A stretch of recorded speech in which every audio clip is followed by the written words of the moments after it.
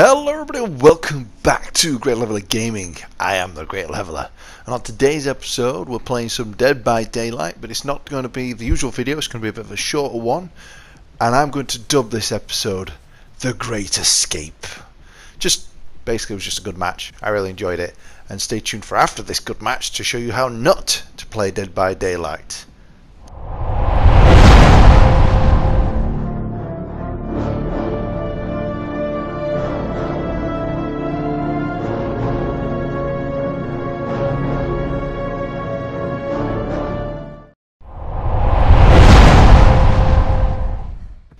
So this was just going to be a nice random game, so I wasn't actually recording any audio, but as you can see in the background, the doctor is currently after one particular player, already injured, but I'm happy just finishing fixing this generator for the time being. But oh no, what's this I can hear? A heartbeat approaching? I'll be fine, I think, until the other player brings the killer right to me and right past me. And there we have it, guys, The Great Escape. I just wanted to show you that. End of episode. No, of course I'm joking. That was a close call, but that wasn't The Great Escape. This was just me being awesome. So not long after this, the killer finally catches up with the player who's been chasing and puts him on the ground. Obviously there's not much I can do in this state, but I'm just keeping you up to date with what's happening on the map. So the killer finally hooked the player, and I realised that he was actually not too far away, that I might as well finish this generator, as that's going to be more beneficial to the whole team. Of course I have to be careful at this point because I know the killer is very close to me, and I think in a few seconds you'll see him. There he is, completely oblivious to Lev. That's pretty much the theme for this whole match, actually. So fix the generator, that's 2 generators down. I figured I'd go straight for the other player. Of course, as you might be able to tell on the screen, but I hadn't at this point, the other player had actually managed to unhook himself, so this was almost a wasted journey. Yeah, it's right here that I realised that the player was no longer on the hook and I didn't know where I was going, but it worked out very well because it turns out it brought me right up to a generator.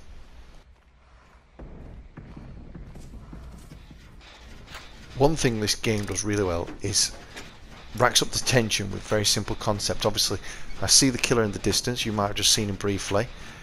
I've got to focus on where the killer might be at the same time as focusing on my task with fixing the generator. And honestly, it gets your heart going. And that's what I was doing there, which is why I messed up. And straight away I heard the heartbeat and see some other players. Yeah, I think I might fuck them guys up with that. But a quick little vault, and yet again, Lev's gone unnoticed. So, just on a side note, this game has quickly become one of my favourites. Friday the 13th was good, don't get me wrong, but this game just brings a different level of tension. I can't quite put my hand on it. I think it's because you feel like you can do more to help escape. Friday the 13th, a lot of the time felt like, look, I mean, this fixing the generator where I can see the killer hunting the other players is nerve-wracking.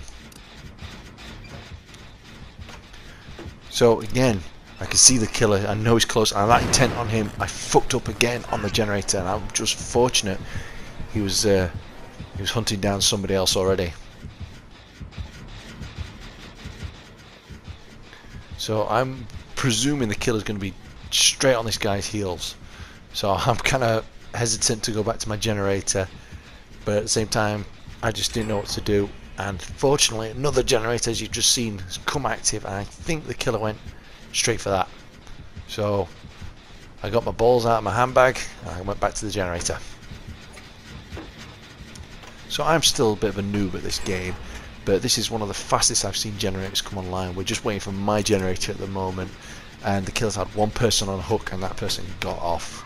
So this has been a really good match for the survivors, and the reason I was playing as this character was I was trying to do my daily activity of opening the gate with this particular character, which is where I'm heading now. So there we see the killer's finally managed to down another survivor, which is brilliant for me because it means he's going to be occupied with them, not with the exit. And this is a first for me, the first exit gate I ever managed to reach and open. So here we go, the moment I've been waiting for, and it's really anticlimactic and slow. But Yeah, I got the achievement, and that is all that matters. And there we go, our friend has been put on a hook. Now there is an achievement in Dead by Daylight where after the exit gate has been opened, if you go back and rescue someone from a hook, so I figured, well, whilst I'm at it, I might as well go do that. And clearly this other guy had the same idea, so it was a race to our friend on the hook. And the son of a bitch gets there half a second before me. But at the end of the day, it's a team game, we're all together, we've had one person escape, and I really hope this guy knew where he was going. But as you can see, he doesn't, takes a left, right in front of the killer. And if you watch the bottom left of the screen, you'll see how much of a good idea that was. But there's nothing I can do for him while he's on the shoulder of the killer, so I figured I'd head for the exit gate and weigh up my options there. So as you can hear, the heartbeat was close, so I knew the killer was about. So I headed to where I thought it was going to be, and I was spot on. Now, when I play as the killer, I try and make it a rule that I have to sacrifice at least one person to being a good game. And I think this guy had the same idea, knowing that he'd already lost at least one person, which is why he was camping here. So I had to figure out how I was going to get this guy off the hook. So my first thought was, of course, let's teabag the guy while he's got his back to me. And then my second thought was, use myself as bait. So I got the guy's attention and just loop-de-loop. He took the bait, went running after me, give me enough time to unhook this guy, and we made a run for it. Already two guys have escaped, and I think you can just see the killer in the background there. He didn't have a chance.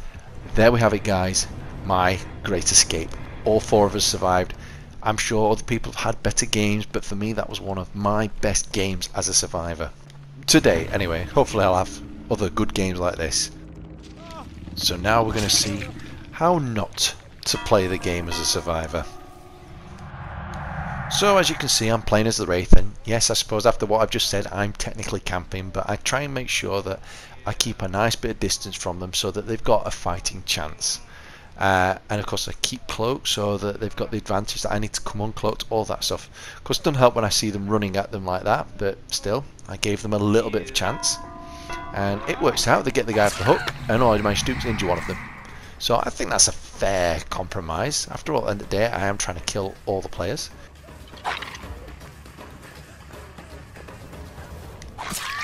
And down she goes. That's what you get for trying to save your friends.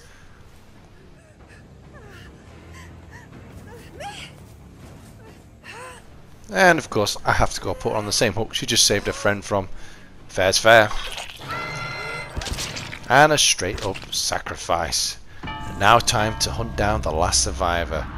Which at this point the hatch should be open, so he should be able to make a swift getaway if he can. And credit to him, he waited around to see if he could save his friend, but unfortunately that didn't work out. Now, I like to think I've gotten fairly good at the chase. I think I've got quite good at anticipating where players might run to, and well, we'll see how well I do. Like here, for example, I thought he was going to run straight to the left, but he hesitated, waited there, leaving me no choice but to destroy this. But at the same time, I didn't go straight after him. I went to where I thought he was going to be, and it paid off. Of course, that doesn't always work. Sometimes I mess up, like there, and I actually think I lose him here for a short while.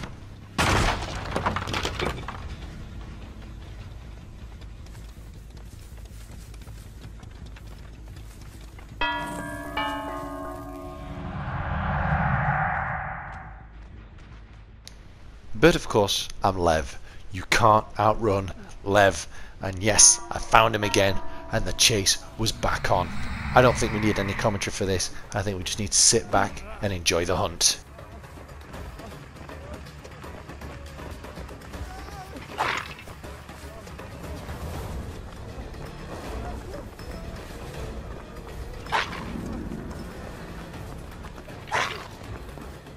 It was at this moment that he knew. He fucked up. And that's how you don't play Dead by Daylight. You don't pull a pallet in front of you, trapping yourself with the killer. But I'll give the guy credit, he gave me a good run for my money. And to be fair, that was just shitty luck on his part. And straight up onto the hook, and straight up sacrificed. And that is how you don't play Dead by Daylight. And of course you saw early on how I think you should play Dead by Daylight, which is very well and helping out your friends, as my trophy proves. There it is, no one left behind, because I'm just that nice of a guy. Now, I hope you guys did enjoy this episode, and if you did, please hit like and subscribe and share, and I would love to hear from you in the comments, so please leave me any feedback you want, and I will see you guys on the next episode.